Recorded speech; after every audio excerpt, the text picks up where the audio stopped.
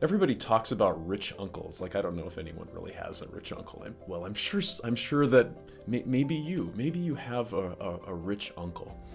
And when we think about rich uncles, then we're usually thinking about getting gifts from our rich uncles. So perhaps from our parents who aren't as rich, they can't give us as nice a gift. But if we have a rich uncle, then we're thinking that I'm going to get a little bit of what he's got, that he's going to give me something that I will truly enjoy. Well, how rich is God? Well, the first answer someone could give to that is that God is all in your head, like he's as rich as you want him to be. But in the end, it's imagination. Another answer is that God is real, and he's so rich that it blows your mind, blows your head. So every once in a while, I get asked by one of our children something like this, like, Dad, how many cars are there in the world? And so you go on Google and you find out there's 1 billion cars in the world. How many cows are there in the world? 1.5 billion, they estimate. How many trees in the world?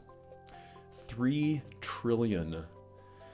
Now, how about money? How much money is there in the world? How much wealth? Well, one recent measure for the entire world is $280 trillion.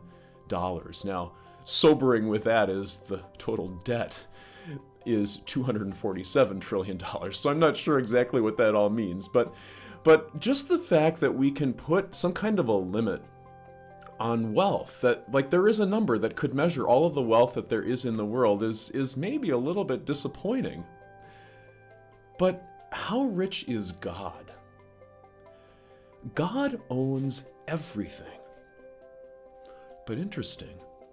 God says that all of the earthly things, or even in the universe things that we could count and identify a value for, which we could then say God owns, God says that's going to be destroyed at the last day. So everything from that perspective is going to be gone, which helps us understand how the richness that God possesses that is truly significant is something that, well, it's something that God gives.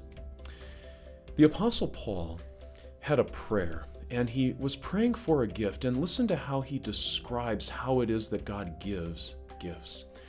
I pray that out of his glorious riches, he may strengthen you with power through his Spirit in your inner being.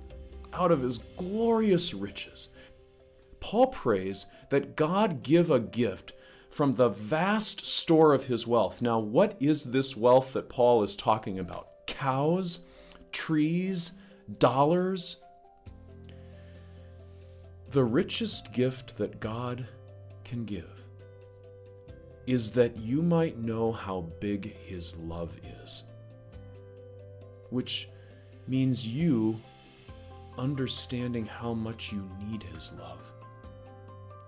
It's first recognizing that if God were to treat me as my behavior on this earth deserves, who of us could say, oh, you should pat me on the back? I think we'd all admit that there are things we have done that, if God is real, and if his rules are real, would deserve for me a really, really harsh punishment. And the fact is that God is real, and his rules are real, and we truly deserve something that shows anger from this all-powerful God. And yet, you know what God did when he saw all of that? He took your sin and he put it on his son Jesus, so that God forgives all of our sins. Jesus already suffered the eternal consequences for all of our sins. And now by faith in him, we will never die.